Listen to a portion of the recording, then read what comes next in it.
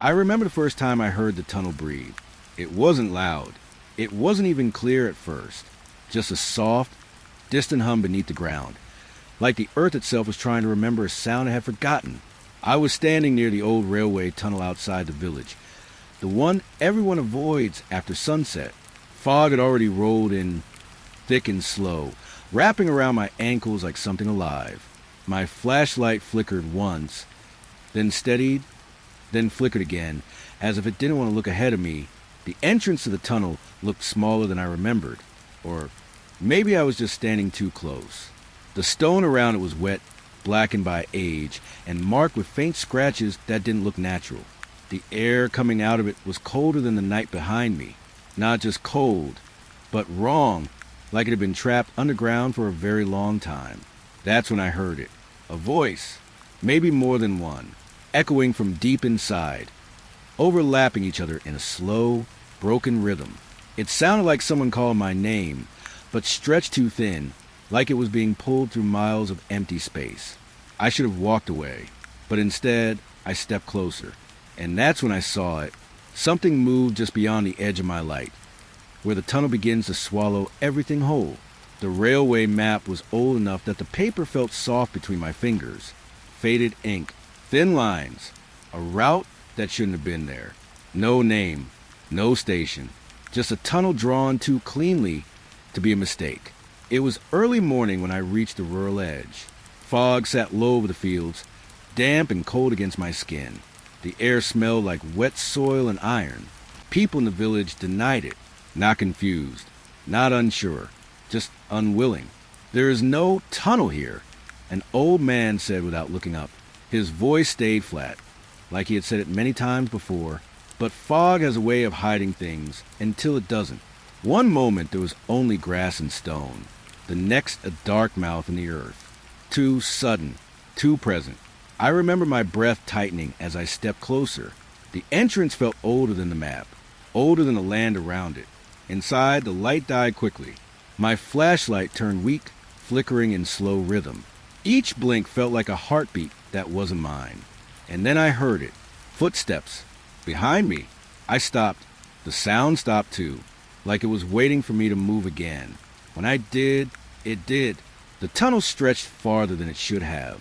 Too long. Too straight. My mind kept trying to measure it, but nothing made sense. Then came the voices. Soft. Layered.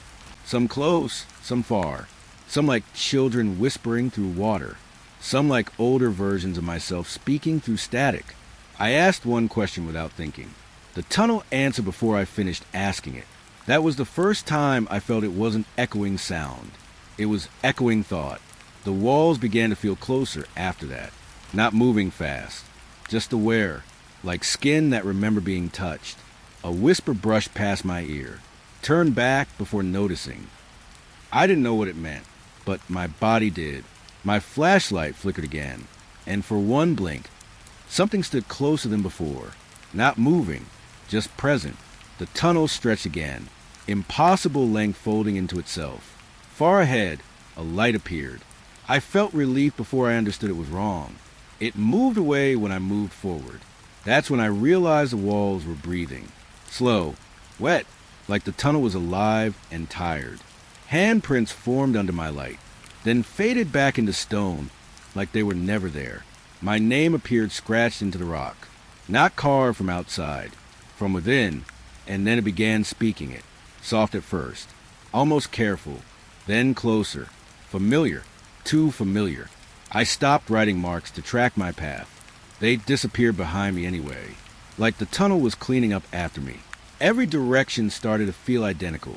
Exit signs appeared, but they all led deeper. The arrows changed when I wasn't looking, but I always felt a shift. My footsteps were no longer alone. There was always a second pair, sometimes before mine, sometimes after, perfectly matched. I turned once. Nothing was there, but I heard breathing, deep, patient, close enough to belong to me. Far ahead, the sound of a train began. Impossible underground. Tracks appeared where there had been only stone. Fresh, wet, waiting. A train passed through the tunnel without wind, without vibration. Only silence inside its windows, and faces that did not have features.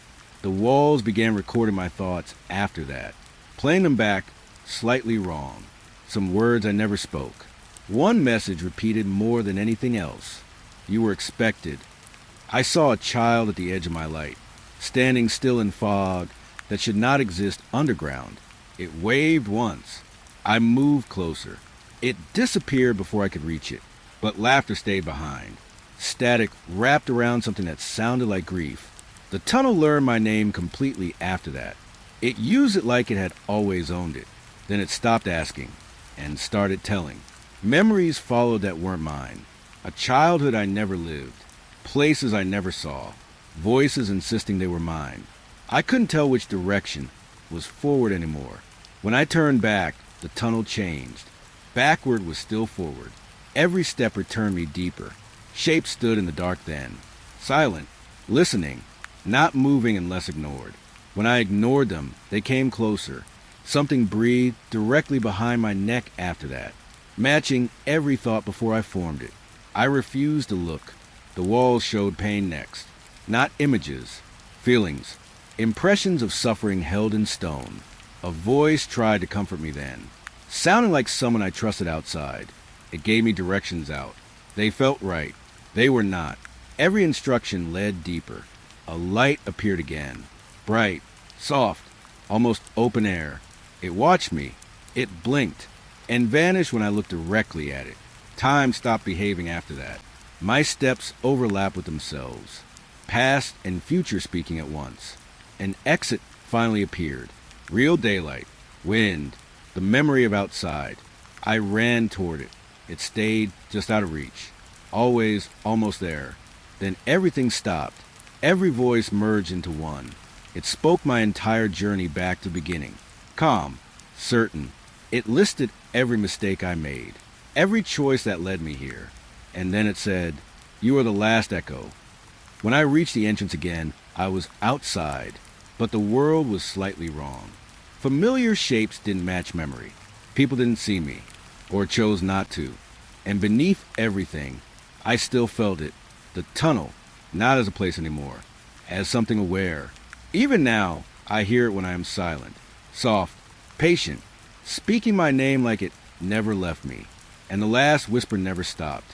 You are still inside.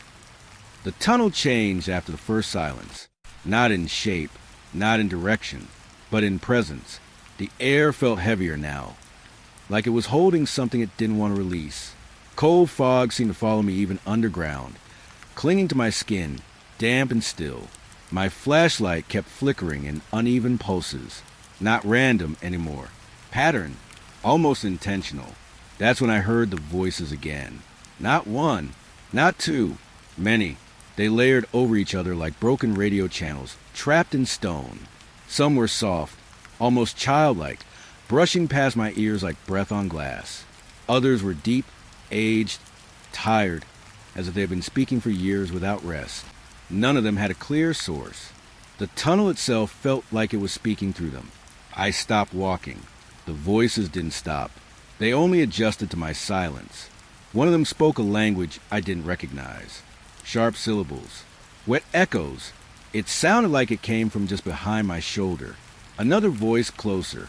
Familiar in a way that made my stomach tighten. It sounded like me, but older, worn down, fractured. It whispered something I couldn't fully catch, then repeated again, slower this time.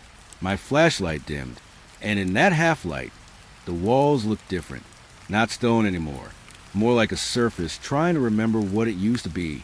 The voices grew clearer the longer I listened. That was a mistake. I asked a question, not out loud, just in my head. Where am I? The tunnel answered immediately. A voice spoke back before the thought finished forming. You are still early. My breath stopped. I hadn't said anything out loud, but the answer came anyway. The echo system was a repeating sound. It was repeating intention. The tunnel knew what I was going to think before I thought it. I started walking again, faster this time. My footsteps sank into wet stone that didn't feel solid anymore. Each step sounded delayed, like it was being played back from somewhere else. The voices shifted as I moved. Some started repeating my steps. Some started predicting them. One voice laughed softly. It sounded exactly like me laughing, but from a memory I didn't recognize. The tunnel stretched longer again, impossible distance folding into itself. My sense of direction started slipping. Left and right felt interchangeable. Forward felt optional. Then another voice appeared. Close. Clear. It spoke my name. Not the way people say it. Not the way memory says it. The way someone says it when they have known it longer than you have. I stopped again. The silence that followed felt wrong. Like the tunnel was waiting for me to respond. And I did. In my mind, I asked again, "Who is there?" The answer came instantly. But this time, it wasn't one voice. It was many speaking at once. Perfectly synchronized. We are what remains after you stop listening. My flashlight flickered harder now. Each pulse revealed the tunnel slightly different. Sometimes wider. Sometimes closer. Sometimes already filled with shapes that vanished between blinks. The voices began overlapping in rhythm with my heartbeat. Faster when I was afraid. Slower when I tried to calm myself. The tunnel was learning me, or remembering me. I couldn't tell which was worse. A soft sound appeared ahead. Not words. Not footsteps. Breathing. Not mine. The voices changed tone when it arrived, like they were acknowledging something important. Some went quiet immediately. Others began whispering faster, urgently, like warning systems that had no exit. Then one voice broke through everything else. It sounded like a child. Small, fragile, but wrong. It said, "You didn't hear us before you came in." My throat tightened. The tunnel walls seemed closer now, not physically shrinking, just aware of space in a way that made it feel smaller. Hand-like impressions briefly formed on the stone as I passed, not reaching out, listening. The voices grew softer for a moment, almost respectful. Then one of them spoke again, directly behind my thoughts. A version of my voice, older, strained. "It remembers you already." My flashlight flickered again, and in that instant of darkness, I understood something I didn't want to understand. The voices were not trapped in the tunnel. They were what the tunnel kept after people stopped being people. I started moving again, slower now, careful, controlled. But every step I took was answered before it happened. Every movement echoed in advance. The tunnel was speaking my future out loud. One of the voices whispered something gentle then, almost comforting. "It gets easier once you stop being first." I didn't ask what that meant, but the tunnel answered anyway. A final overlapping chorus formed in the dark. All the voices at once. Child, old, mine, not mine. And they said together, "You're already part of the echo." The deeper I went, the less the tunnel felt like a place. It felt like something that was happening around me, something unstable, breathing in slow cycles. My flashlight had stopped behaving like a tool. It blinked in patterns that didn't belong to my hand anymore. Sometimes it matched my steps. Sometimes it matched something walking beside me. Ahead, the darkness thickened in a way that felt wrong.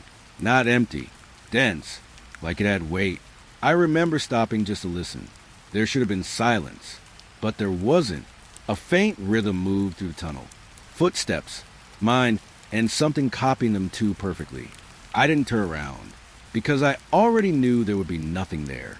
Still, I heard breathing tighten behind me when I paused. The tunnel reacted to hesitation. That was the first thing I understood clearly. Then the light began to fail. Not fully, not at once. It flickered like it was struggling against something that wasn't darkness. Each blink revealed a slightly different tunnel.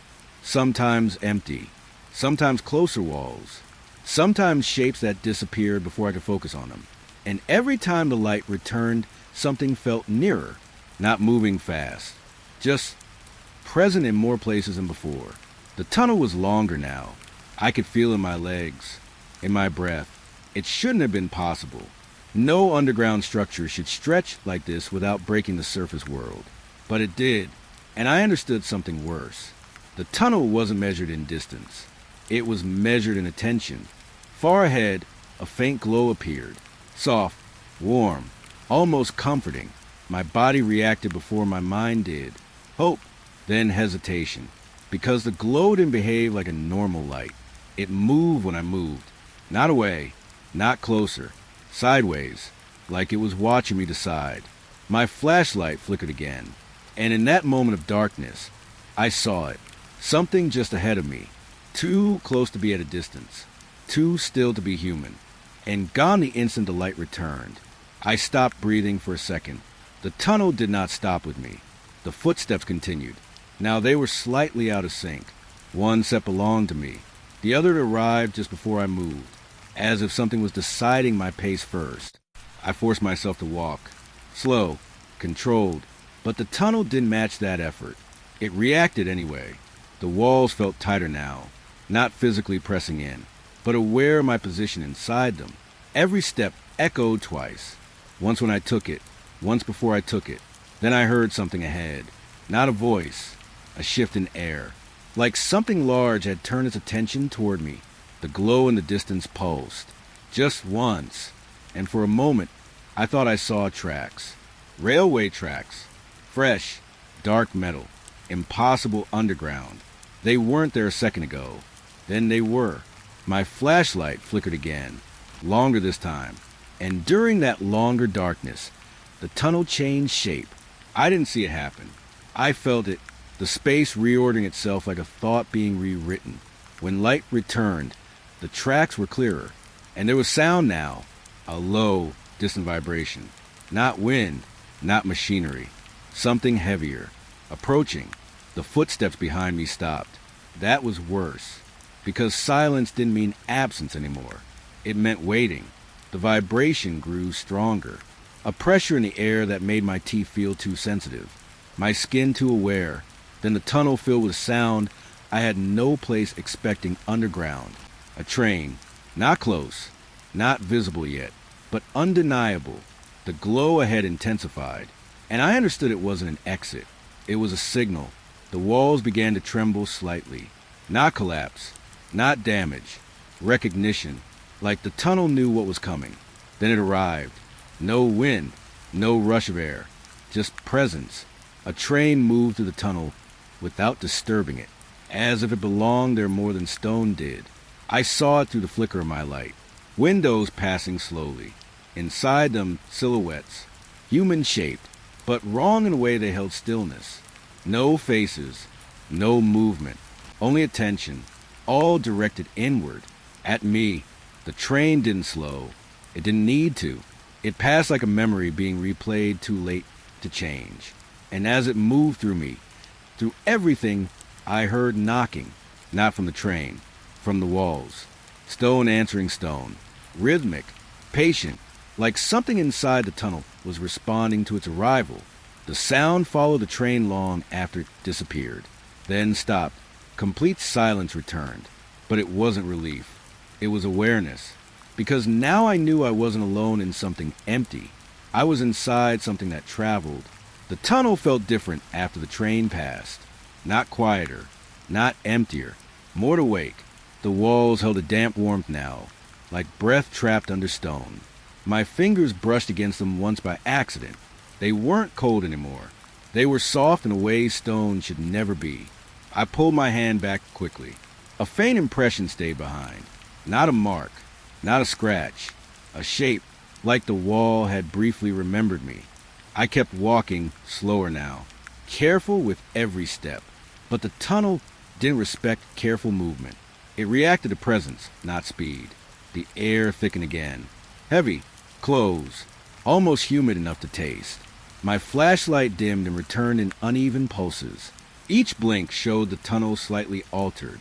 Narrower. Closer. More aware of where I stood. Then I noticed something on the walls. Movement. Not full motion. Subtle shifting beneath the surface. Like something was pressing from the other side. Trying to form. I stopped. The tunnel didn't. A faint sound slipped through the silence. Not words yet. Just pressure in the air shaped like intent.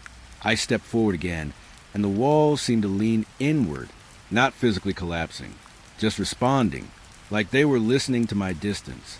Then I saw it, handprints forming in the stone, slowly, one by one, emerging from inside the wall instead of being placed on it.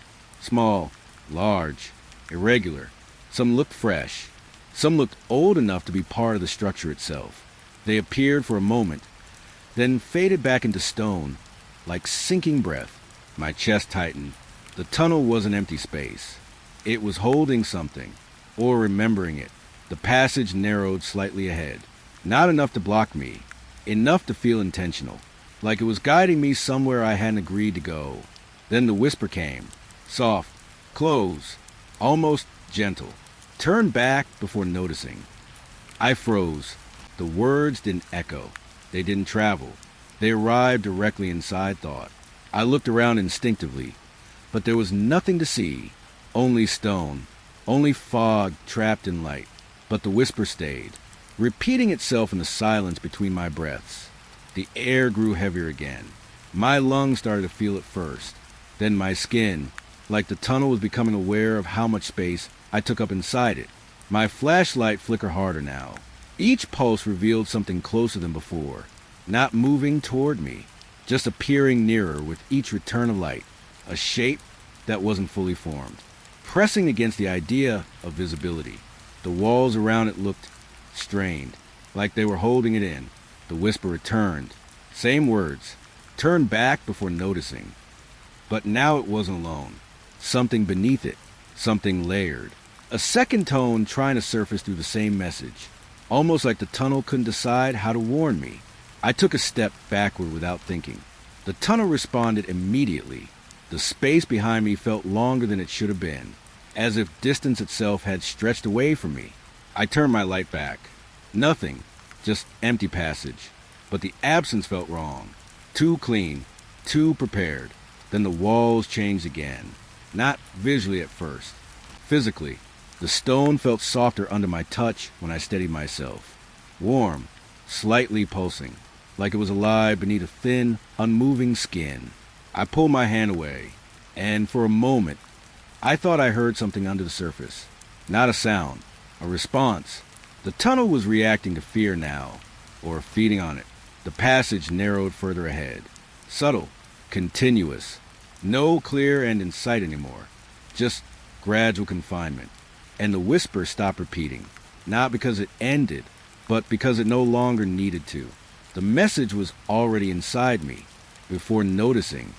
I didn't know what I was supposed to notice, but I understood something quietly, deeply wrong. The tunnel wasn't warning me about what was ahead. It was warning me about what I was becoming aware of inside it, and something behind the stone seemed to agree.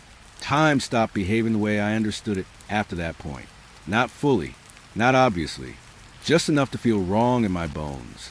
My steps didn't feel like they belonged to a sequence anymore, more like they were scattered across something I couldn't see. Sometimes I would lift my foot and feel the echo of it land before I moved. Other times, I would already be standing somewhere I hadn't reached yet. The tunnel didn't correct this. It accepted it. That was worse.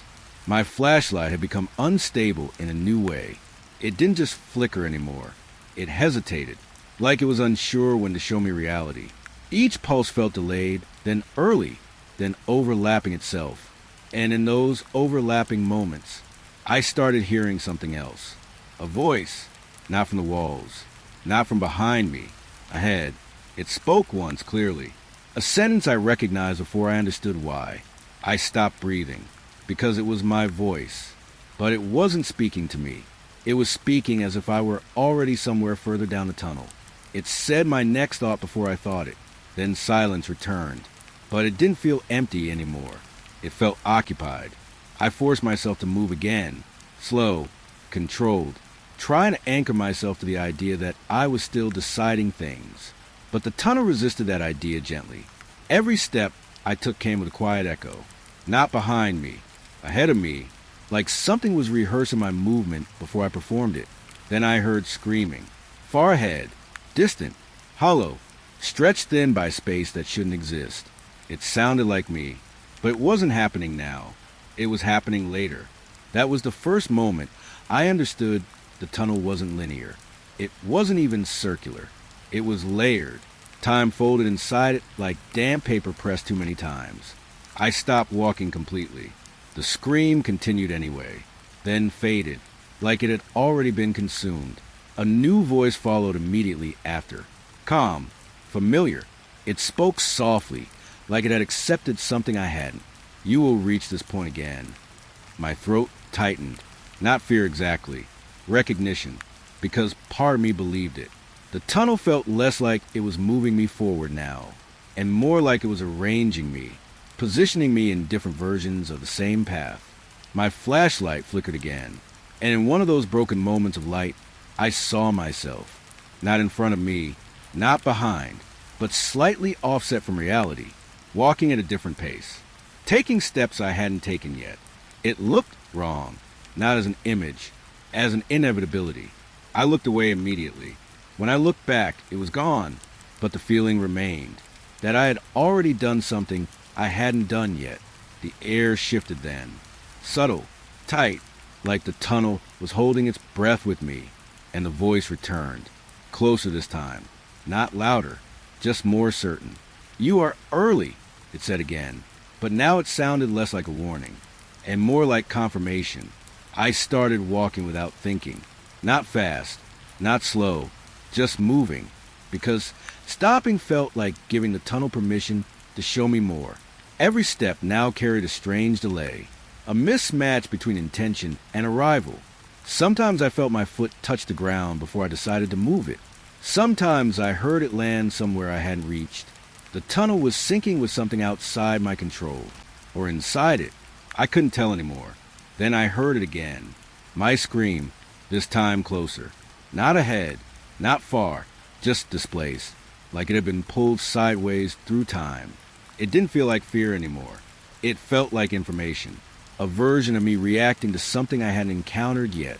The tunnel was replaying outcomes, not possibilities. Outcomes. I pressed my hand against the wall to steady myself. It was warm again, pulsing faintly, and for a moment, I felt something respond from inside it. Not a voice, a correction, like the tunnel was adjusting my awareness, aligning me with something I was supposed to become. The voice returned one last time, soft, certain, close enough to feel like it was behind my thoughts. You are not moving forward. A pause. You are being placed. My flashlight went dim, and in that dimness, I realized something that made everything quieter. The tunnel wasn't showing me the future. It was making sure I would arrive there. The tunnel changed its language after the screams faded. Not sound, not shape, but meaning. Exit signs began appearing along the walls.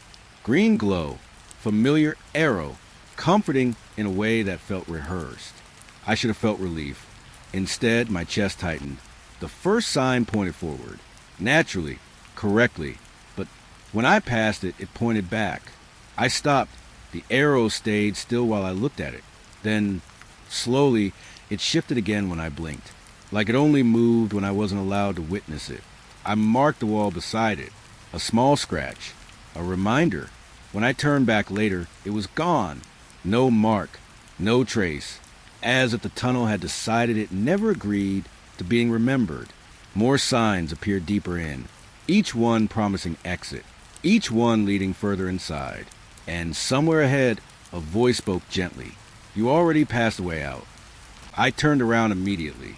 The tunnel behind me looked identical, but it felt rearranged, like it had been rebuilt while I wasn't watching. My footsteps stopped belonging to me after that. At first, it was subtle. A second step arriving just after mine, then before mine, then exactly with mine. Always present, always paired. I slowed down. It slowed down. I stopped.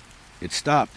The silence between steps became heavier than the steps themselves, like something was waiting in that gap. I turned once. Nothing behind me. Only breath. Not mine. Close enough to feel like it was testing patience. The tunnel didn't echo anymore. It predicted. Each step I thought about taking was already answered somewhere in the dark, like the ground was remembering me before I touched it. The sound came without warning. Not from ahead, not behind, from below everything. A low metallic hum rising through stone, then a train, impossible underground, too large for the space it occupied. Tracks formed again without explanation. Fresh, wet, waiting. I didn't remember them being there, but the tunnel did. It always did. The train passed through the passage without wind, without movement in the air, only presence. Inside the windows, silhouettes, still, watching, faceless. All of them turned toward me as they passed, not reacting, recognizing. The tunnel vibrated with something like memory, and then came the knocking from the walls. Not random, rhythmic, like something inside the stone was answering the train's arrival. The sound stayed long after the train disappeared, like it never fully left. After the train, the tunnel started speaking in my past voice, not imitation, playback. The walls replayed conversations I didn't remember having, moments I knew I had experienced, but not here. Then words I couldn't place at all, words I had never spoken. Still, they were there, perfectly preserved in stone. You were expected. That message repeated more often than anything else, each time softer, closer, more certain. I pressed my hand against the wall. It responded with a faint warmth, and then I heard my own voice from it, distorted, delayed, wrong, speaking something I didn't recognize as mine. The tunnel wasn't repeating me. It was storing me. The fog returned deeper inside the tunnel. That shouldn't have been possible, but it was there anyway. Thick, pale, silent, and in it a shape, small, a child, standing at the limit of visibility, always just beyond where my light could fully reach. I stopped walking. The child raised a hand. A slow wave, friendly, familiar. My body moved forward before my mind agreed, but the distance didn't change. No matter how far I stepped, it stayed the same, waiting at the edge of reach. Then its voice came, not clear, not stable, static layered over laughter. It sounded like it was breaking apart just to speak. When I moved closer again, it vanished. No footsteps, no echo, only fog remaining where it had been. But the feeling stayed, like something had just chosen to be seen, and then decided I wasn't ready to understand it. The tunnel grew quieter after that, not peaceful, just aware that I had looked too closely. It started the way most things here start, quietly, like it had always been happening, and I was only now allowed to notice. The air grew tighter around my ears. Not pressure exactly, more like attention. The kind of attention that feels personal. My footsteps still echoed with that second set behind me, but now they were different, more precise, less like imitation, more like recognition. Then the tunnel spoke, not through the walls, not through the air, through the space between thoughts. It said my name, correctly, fully, without hesitation. I stopped walking so fast it felt like the tunnel paused with me. No echo followed, no delay, just silence after it. Then again, my name, softer this time, closer, like it was being spoken just beside my ear, without anything moving. I turned my flashlight slowly. The beam cut through fog that didn't belong underground anymore, and in that light, I saw it, scratched into the stone. My name, not carved like vandalism, not written like warning, but formed like memory, as if the tunnel had always known it belonged there. My hand hovered near it without touching. The stone felt warm before I even made contact. Then it pulsed, once, like a heartbeat reacting to being recognized. Behind me, the second footstep stopped. For the first time, they waited, as if listening too. The tunnel spoke again, my name, but now it wasn't calling me. It was using me, repeating it through different parts of the tunnel at once. Left wall, right wall, ahead, behind. Every direction contained it. Every surface agreed. I tried to say something out loud. My voice came out smaller than I expected. It didn't echo. It didn't travel. It was absorbed immediately, like the tunnel didn't need it repeated. It already had enough versions of me. Then a strange realization settled in slowly. I had never told the tunnel my name. Not once. Not out loud. Not in thought. At least, I didn't remember doing it. But the tunnel didn't seem to rely on memory. It relied on access. The lights flickered again. And in that flicker, I saw something impossible. My name wasn't only on the wall. It was underneath it, layered in the stone like it had always been part of its structure. Older than the tunnel's shape. Younger than my awareness of it. The voice returned. Gentle now, almost intimate, not spoken at me, spoken through me. It repeated my name again, and this time I felt something respond inside my chest. Not fear, not understanding, recognition, like hearing something I had forgotten I was supposed to answer to. The tunnel shifted slightly, not physically, conceptually, as if it had adjusted how closely it was holding me.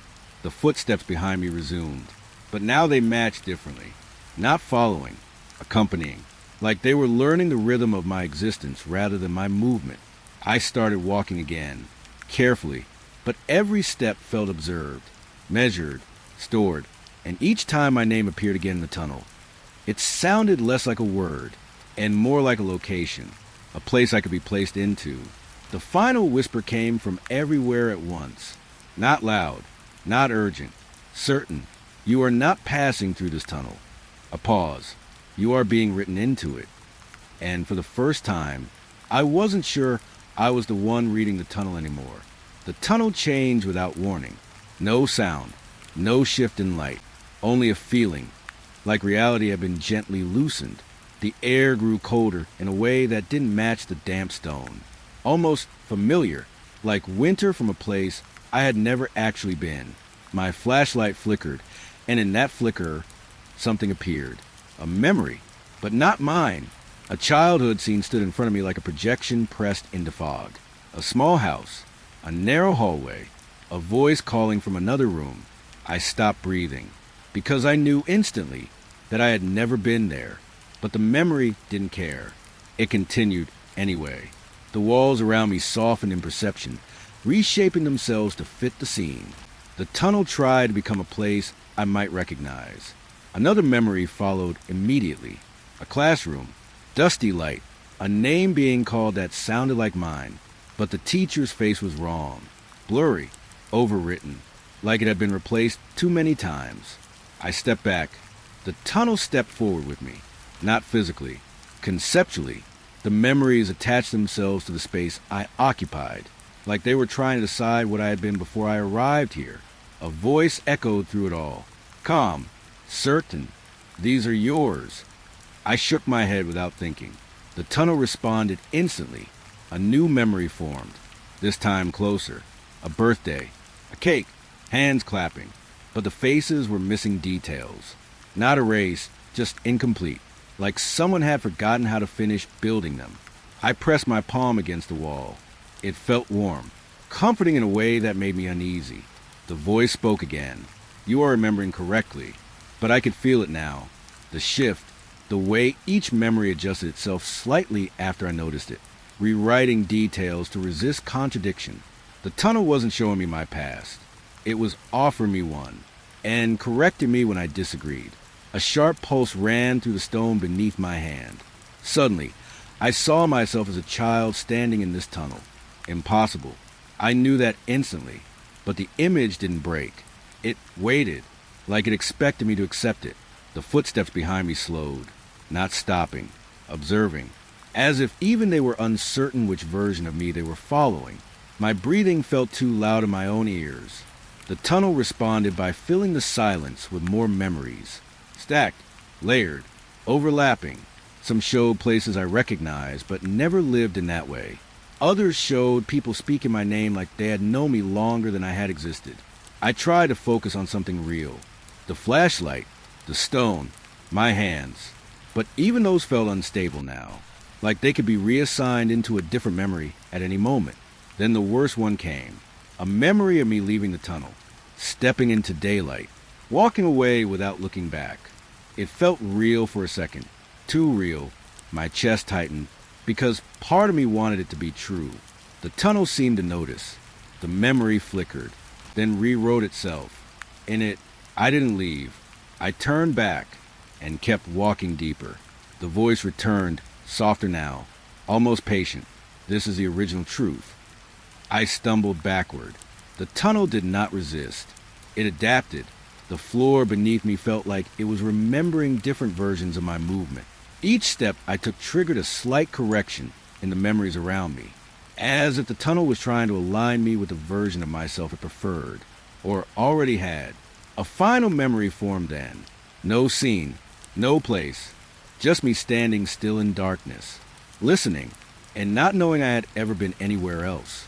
The voice followed it gently. You were always here. My flashlight flickered once more, and for a brief moment, I couldn't tell whether I was remembering the tunnel or the tunnel was remembering me. I decided to turn back, not because I was certain, because I wasn't. That felt like the only honest reason left. My feet shifted first, then my body followed slowly, as if waiting for permission that never came. The tunnel didn't resist the movement. It simply watched it happen. For a brief moment, everything felt normal again. Direction, choice, a sense of reversal. Then I looked up.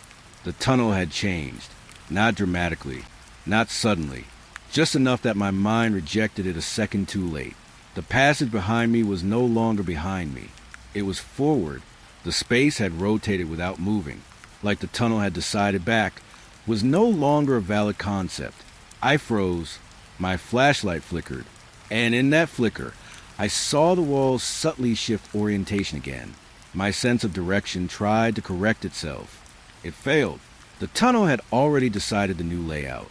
I turned fully around again, expecting to reassert control, but every direction looked identical, not mirrored, rewritten. The markings I had made earlier were gone. Even the absence of them felt intentional, as if the tunnel had erased evidence of disagreement. I started walking cautiously, backward again, or what I thought was backward, but the moment I moved, the space responded. The path stretched ahead of me in the direction I had just left, not allowing separation, not allowing return. Each step I took felt delayed now, like the tunnel was deciding where my foot would land before I placed it.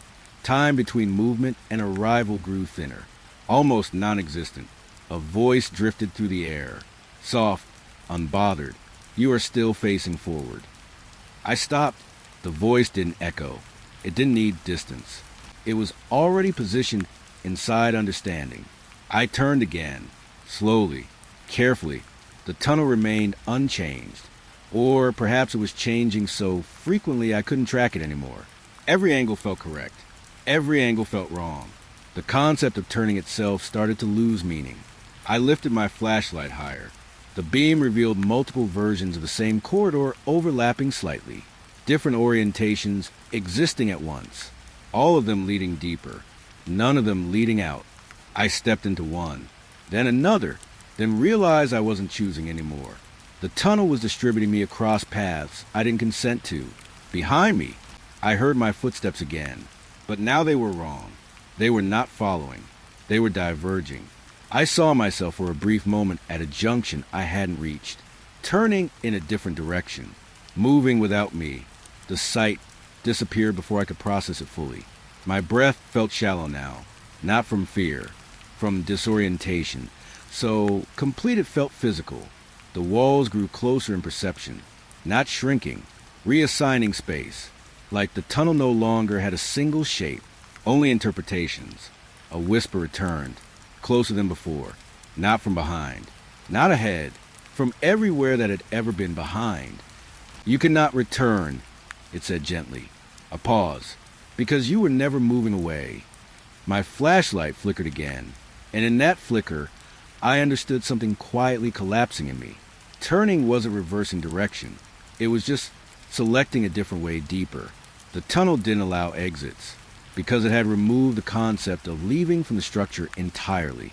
I tried one more time to step back, but the space beneath me adjusted instantly, as if it had anticipated the attempt. The movement completed itself before I initiated it, and I was already further in. Not closer, not farther, just placed. The voice softened, almost comforting now. You are learning the shape correctly. And I realized then, the tunnel didn't trap movement. It trapped the idea that movement could change anything. I noticed them only when I stopped pretending I was alone. At first, it was just pressure in the air, a heaviness that didn't belong to distance or depth.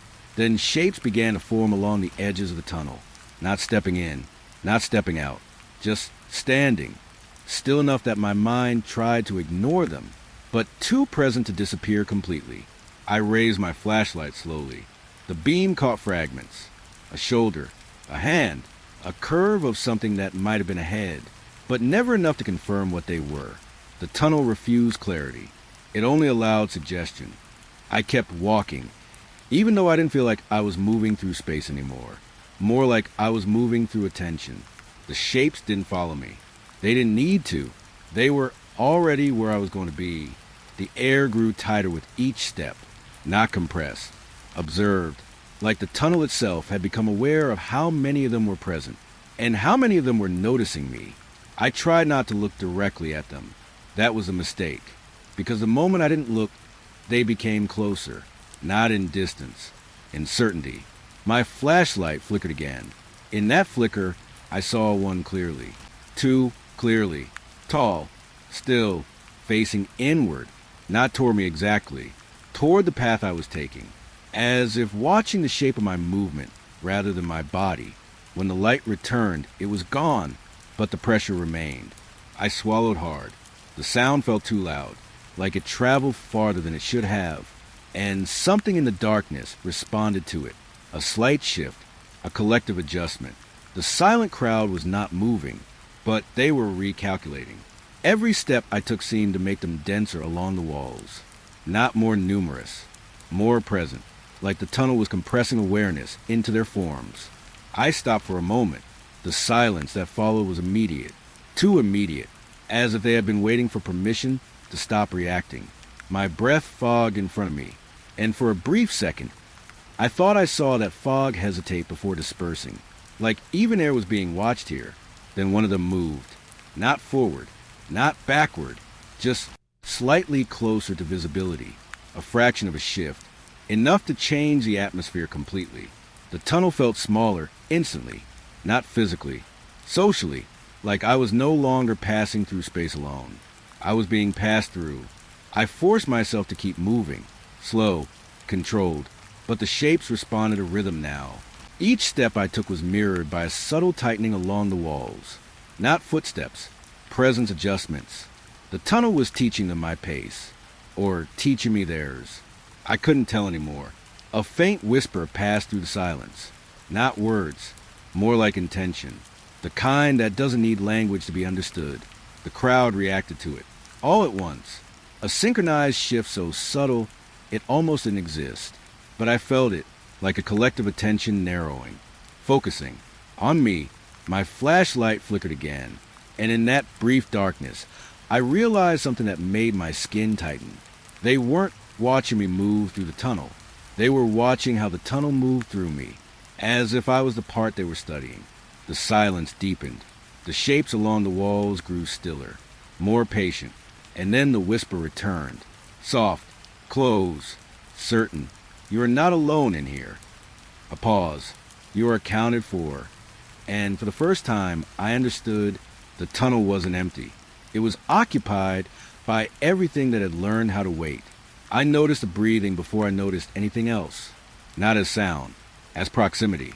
Something was matching the space just behind my neck, close enough that my skin reacted before my mind could explain why. I stopped walking.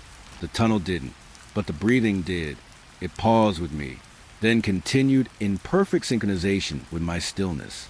That's when I understood it wasn't following me anymore. It was attached. I tried to focus forward, on the tunnel, on distance, on anything that wasn't behind me.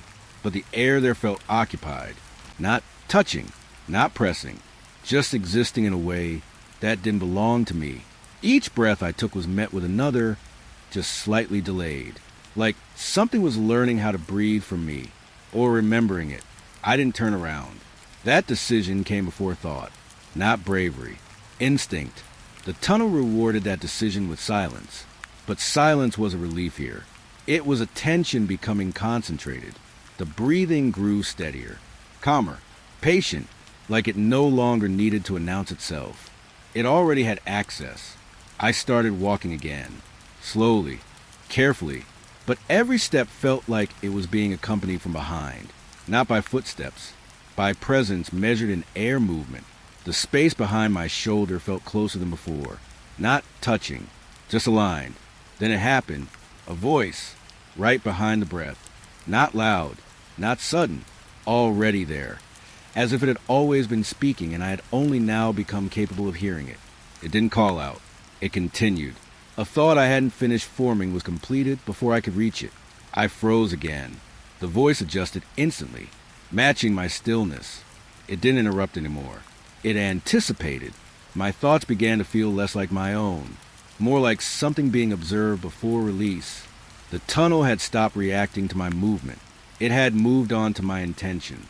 I tried to think of something random, a memory, a color, anything disconnected, but the voice arrived first, softly correcting it, not mocking, just precise. No, that was all it said, and the thought disappeared. I felt my breath tighten. The presence behind me didn't move closer. It didn't need to. It was already positioned correctly, perfectly aligned with everything I would become aware of next. The tunnel's walls felt quieter now, as if even they were listening to what was happening behind me. I forced myself to keep walking, because stopping felt like agreement. Each step forward came with a parabreth behind me, not copying anymore, leading, like it had started to guide the rhythm instead of following it. Then the voice spoke again, closer than thought, not inside my ear, inside the space where my awareness forms. It repeated something I had not yet decided to think, and I realized something cold and simple. It wasn't responding to me anymore. It was completing me. I tried to resist, to think slowly, carefully, deliberately, but the delay between intention and thought was gone now. Everything arrived early, before permission. The tunnel dimmed slightly, not visually, conceptually, like it was narrowing focus down to a single point of awareness, me and what stood behind me. The breathing softened again, almost gentle, almost patient enough to wait forever. Then the voice returned one final time, not behind me, not beside me, everywhere the idea behind could exist. And it said, "You do not need to look." A pause. "I already see what you are about to become." The tunnel began to feel less like a passage after that, more like a record of pressure. Everything I touched seemed to remember me too well. The walls weren't just warm anymore. They were responsive. My hand brushed against stone while I walked, and it held the shape of my touch for a second longer than it should have. Not imprinting, retaining. I pulled away quickly, but the sensation stayed on my skin, like the tunnel didn't let go even when I did. The air grew heavier again. Not humid this time. Emotional. That was the only way I could describe it. Like the space itself was carrying something it didn't know how to release. A faint sound drifted through the corridor. Not a voice. Not a whisper. Crying. Far away. But not distant in the usual sense. It felt embedded. Like it wasn't coming from a direction, but from the structure itself. I stopped walking. The crying didn't stop. It adjusted to my stillness, continuing at the same emotional pitch. The tunnel didn't echo it. It preserved it. My flashlight flickered again, and in that flicker, I saw something in the wall. Not a face. A shape pressed inward, like something had once been forced into the stone, and the stone had never forgotten. I moved closer, without meaning to. The surface looked uneven now, not carved, indented. Human-shaped impressions appearing and fading slowly beneath the stone skin. Each one lasted just long enough to register, then disappear before I could fully understand it. My hand hovered near one. The moment I got close, the stone reacted. A faint warmth pulsed outward. Not heat, recognition, like it was aware of being observed again. The crying intensified for a second, then softened, like the wall itself was adjusting its response to my attention. I stepped back. The tunnel stepped back with me in feeling, not physically changing, but emotionally recalibrating, as if it was measuring how much of that memory I could handle. The presence behind me, the breathing, was still there, but it felt quieter now, observing this instead of me. The walls seemed more focused than before, like my fear had given them something to organize around. A new sound appeared underneath the crying, low, distant, almost rhythmic, not separate from the stone. Part of it, like pain stored in structure over time, had begun to form patterns.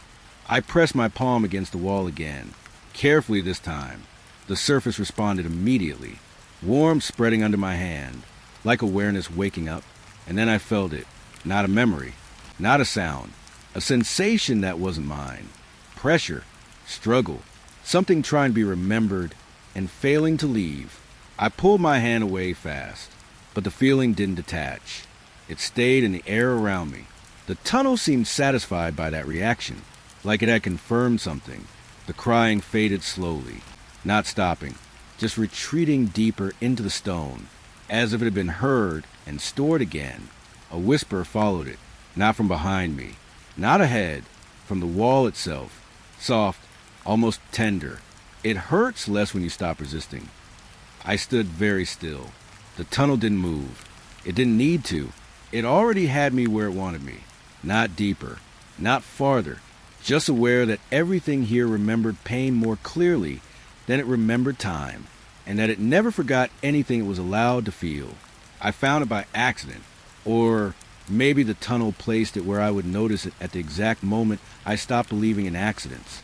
It was half buried near the edge of the path, small, dark, covered in a thin layer of damp dust. A recording device, old, simple, familiar in a way that made my chest tighten for reasons I couldn't explain. I picked it up. The surface was warm, not from heat, from use, as if it had been held recently. Even though nothing in this place should have allowed time like that, the screen flickered when I pressed the button. Then it played. At first, only static, then sound. My own voice, speaking calmly, too calmly, describing things I had not yet experienced. I froze. The recording didn't match my memory of silence. It was already ahead of me. Footsteps echoed through the device. My footsteps, but slightly delayed, then slightly early, then overlapping both, like the recording couldn't decide which version of time it belonged to. I turned the device slightly in my hand. The tunnel around me felt quieter, not empty, just attentive, as if even the walls were listening through it. Then the recording changed. It wasn't replaying anymore. It was narrating, my present, the exact moment I was standing in. I heard myself breathe. I heard myself hesitate. Before I had done either fully, my grip tightened. The device continued without interruption, describing movement I hadn't completed yet, turning, stepping, looking, all before I did them. I stepped backward instinctively. The recording didn't lag. It adjusted instantly, keeping pace with me like it had already accounted for every reaction. Then a new sound entered, a warning tone buried inside my own voice. Strained, repeated, do not continue. It repeated again, closer each time, not in distance, in certainty. I looked down at the device again. The playback had shifted slightly. Now it wasn't just showing what I was doing. It was showing what I would do if I ignored it. A sequence unfolding that I hadn't chosen yet, but was still being played. My throat tightened. The tunnel felt narrower again, not physically, predictably, like it was reducing the number of possible outcomes around me. The recording suddenly paused. Static filled the gap. Then my voice returned. But it wasn't speaking to me. It was speaking as if I had already failed. Calm, exhausted, final. You are still listening. I turned sharply. The tunnel behind me looked unchanged, but the feeling wasn't. The presence that had been breathing behind my neck earlier felt closer again. Not breathing now, just waiting. The recording continued, now describing my stillness, my hesitation, my awareness of being observed, and then something worse. It described me dropping the device. Before I did, my fingers loosened slightly, and the recording matched it instantly, like it was correcting itself into reality. I held on tighter. The device reacted. The voice inside it softened again. Urgent now, not warning. Insisting. You are hearing this ahead of yourself. A pause. Then, and you still continued. My stomach tightened. The tunnel felt like it had stopped pretending to be space. It was functioning like a system now. A sequence I was already part of. The device flickered one last time. And for a brief second, I heard something underneath my own voice. Not recorded, not playback, present, whispering through the same channel. Put it down. I didn't know if it was a recording, or the tunnel, or me, but I hadn't decided to listen yet.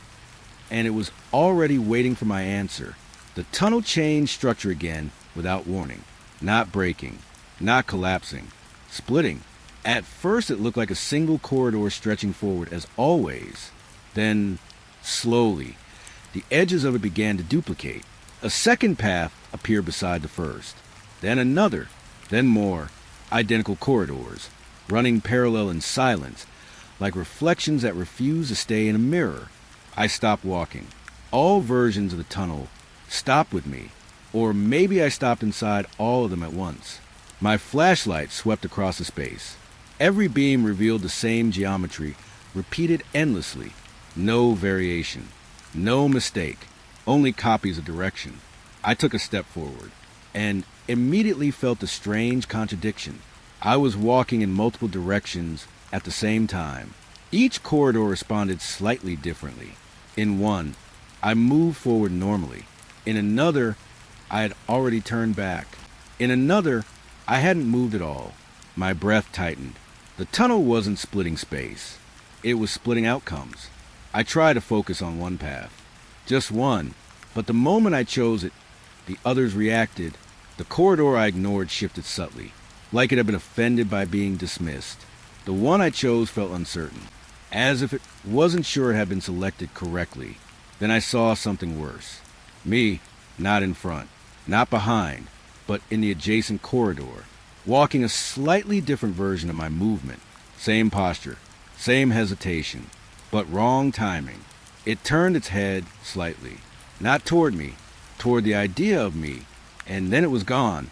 I stepped back instinctively. All corridors adjusted at once. Distance recalculated. Every path now slightly altered based on my reaction. The tunnel was learning preference, or testing it. I tried again. Another step, another choice, but the paths responded before I committed. Some stretched longer, some shortened, some rearranged entirely. None of them felt stable anymore. A whisper moved through the split space, not from one corridor, from all of them. You're already everywhere you choose. I froze. The flashlight flickered, and for a moment, I saw something like a map of myself. Different versions walking different corridors, some reaching dead ends, some continuing endlessly, some returning to where I stood. All of them equally real, equally wrong. My chest tightened. The idea of a single path stopped making sense. There were no choices here anymore, only distributions. The tunnel wasn't asking where I wanted to go. It was deciding how many versions of me it needed. I stepped again without thinking, and the corridors responded like a ripple. One collapsed behind me. Another expanded ahead. Another quietly replaced it, not destroying, rearranging, as if the tunnel was editing itself based on my presence. Then I saw it again, a version of me standing still in one corridor, watching, not moving, not participating, just observing the structure of choice itself. And for a moment, I felt it notice me noticing it. The flashlight dimmed slightly. The split corridors steadied, as if they were waiting for confirmation, not a direction, but of identity. A soft voice passed through all of them at once. Calm, certain. You cannot choose a path that does not include you. The corridors aligned again, and I realized something I didn't want to understand. I wasn't moving through the tunnel anymore. I was being divided through it. I thought I recognized it before I heard it. That was the first mistake. The split corridors had finally settled into something that felt like direction again, not unity, not clarity. Just a single path that didn't immediately argue with itself. My flashlight steadied for the first time in a long while. Even that felt suspicious. Then the voice came, soft, familiar, comforting in a way that made my chest loosen before my mind caught up. Stop. I froze. It wasn't the tunnel's voice. At least, not the one I had learned to fear. This one carried warmth, recognition, something almost human. It sounded like someone from outside, someone I trusted without remembering why. The silence that followed didn't feel empty. It felt guided, like something was standing just beyond my perception, waiting for me to respond correctly. You're going the wrong way, it said gently. My breathing slowed without permission. That should have scared me. It didn't. Instead, it felt like relief, like finally being corrected. The tunnel around me dimmed slightly. as if making space for the voice, as if agreeing with it. Turn back, it continued. It's not far. You already passed it. My hand tightened around the flashlight. The corridors around me didn't split anymore. They agreed. All of them subtly angled in the same direction now. Back. The idea felt simple, safe, logical, and that was what made it dangerous. I took one step. The voice softened immediately, like approval. There. Yes. My shoulders lowered slightly. The pressure I hadn't realized I was carrying eased. The tunnel felt less hostile, less aware, almost helpful. The footsteps behind me reappeared faintly. But they didn't feel like the earlier presence anymore. They felt like reassurance, like I was being accompanied out. The voice continued. You were just disoriented. That happens here. A pause. You're closer than you think. I nodded without meaning to, then stopped, because I had decided to agree. But something in me already had. The tunnel walls felt smoother now, less reactive. Even the air felt lighter, like it was being edited into something more breathable. The relief deepened, and that was when I noticed the inconsistency. The voice never changed direction. It always came from where I needed to go next, not where I had been, not where I was supposed to believe I should be. I stopped walking again. The voice didn't react immediately. It waited, patient, confident. You're overthinking it, it said softly. That sentence landed too perfectly, too designed. My flashlight flickered, and in that flicker, I saw something behind the warmth of the voice. Not a face, not a body, a shape made of agreement. Something forming itself from every moment I had ever felt uncertain. It wasn't guiding me out.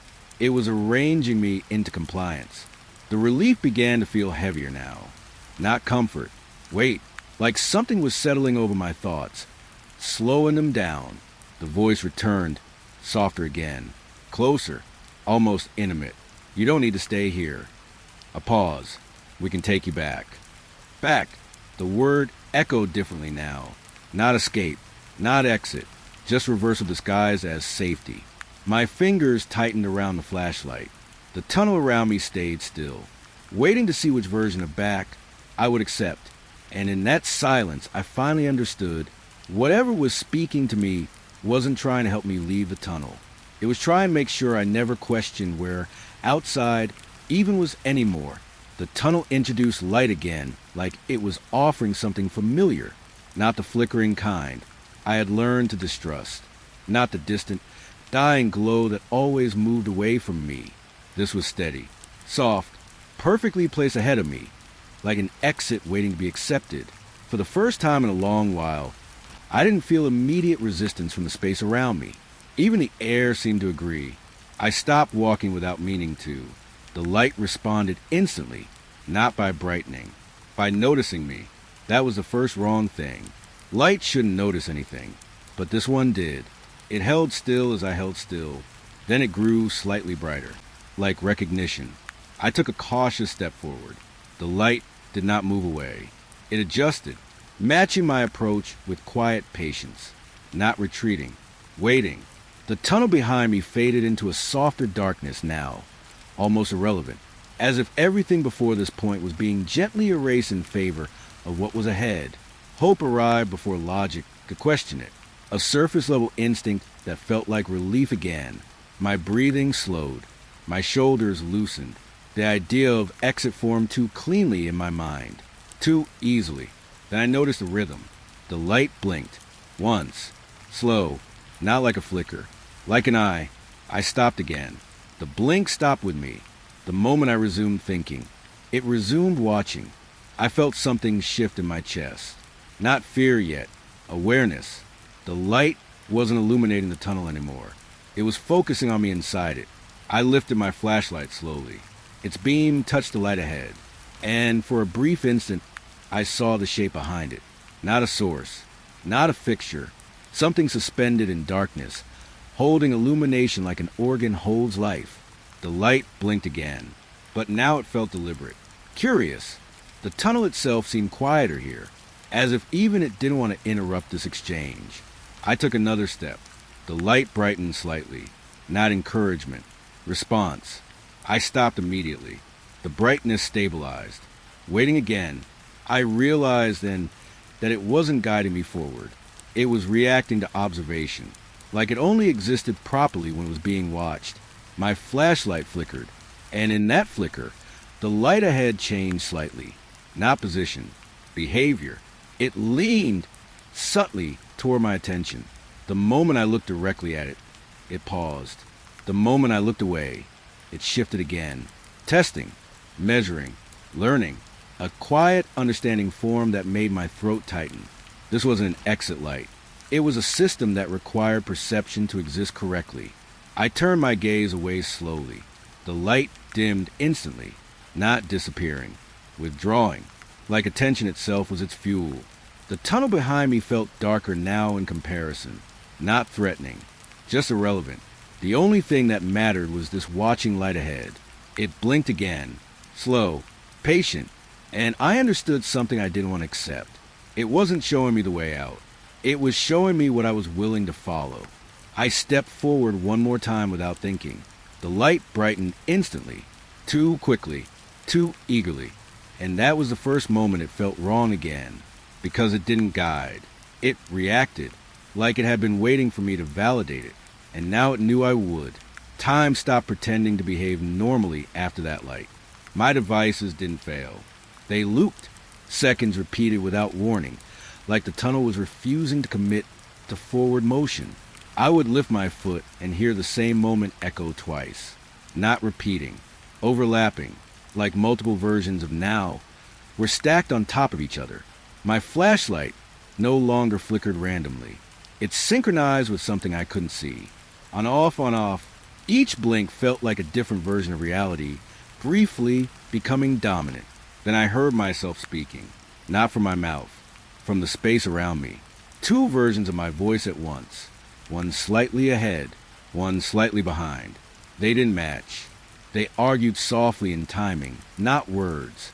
The tunnel felt thinner now, not physically, chronologically, like past, present, and future were no longer separated by distance, just arrangement. I took a step and felt it twice, once as movement, once as memory of movement, then something worse. I heard myself walking where I hadn't walked yet, and behind that, silence where I should have been. The tunnel was no longer linear. It was concurrent. I saw it like a mistake the tunnel hadn't corrected yet. A break in everything. A visible exit. Real daylight. Not pale. Not artificial. Actual sun. Wind carried through the opening like it still remembered the surface world. For the first time, my body reacted before fear could interfere. Hope. Sharp. Immediate. Dangerous. I moved toward it, and the tunnel allowed it. At first, each step brought me closer. The air changed. Lighter. Cleaner. Almost real. Then the exit shifted. Not away. Just earlier. It was still there, but not where I was. I stepped again. It receded without moving, like it existed only at the exact distance I could not maintain. Always ahead. Always just wrong. My breath tightened. The tunnel stayed silent. It didn't need to interfere. It had already defined, almost. All voices returned at once, not scattered anymore. Unified, perfectly aligned. They spoke my entire journey back to me. Calm, measured, complete. Every corridor, every light, every mistake. Listed without emotion, like documentation. Then they paused. Silence gathered like pressure, and they said, "You're the last echo." The words didn't fade. They settled into the tunnel, like final instruction. One by one, every other voice stopped, not disappearing, resolving, until only absence remained. The silence after felt absolute, not empty, finished. I found the entrance again. I don't know if I walked to it or if it reassembled itself around me. Outside looked correct at first glance. Sky, ground, distance, but nothing aligned properly. Landmarks were slightly wrong. Too smooth, too still, too unaware. I stepped out anyway. The air felt normal. That was the most unsettling part. People passed nearby without looking at me. Not avoidance, non-recognition. Like I wasn't indexed in their perception. I turned back, The tunnel entrance was still there, but it didn't feel like an exit anymore. It felt like a seam, a place where reality had been stitched incorrectly, and beneath everything, I could still feel it. Not behind me, not below me, everywhere at once. I expected it to end outside. It didn't. The silence followed me, not as sound, as continuation. Sometimes I hear my own voice when I'm not speaking, finishing thoughts I haven't started yet. Sometimes there is breathing in rooms where I am alone, not threatening, familiar, like something that never fully left alignment with me. And when everything is quiet enough, I can still hear the tunnel, not calling, not waiting, just existing as awareness that recognizes me. The echo doesn't fade anymore. It expands. And in the moments between thoughts, one thing remains clear. I am not remembering the tunnel. The tunnel is still remembering me.